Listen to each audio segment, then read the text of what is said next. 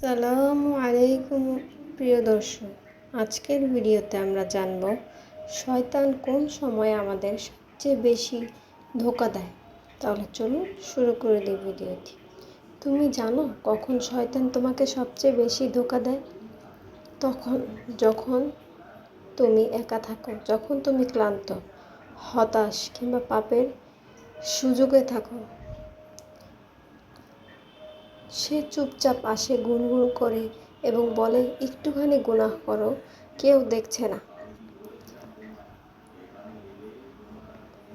হ্যাঁ, শয়তান জানে একাকিত্বে তুমি দুর্বল, তাই সে এই সুযোগটাই খুঁজে।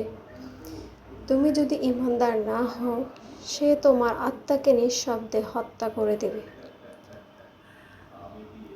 আল্লাহ কোরআনে বলেন, নিশ্চয়ই সে তোমাদের প্রকাশ্যে শত্রু। সূরা বাকারা।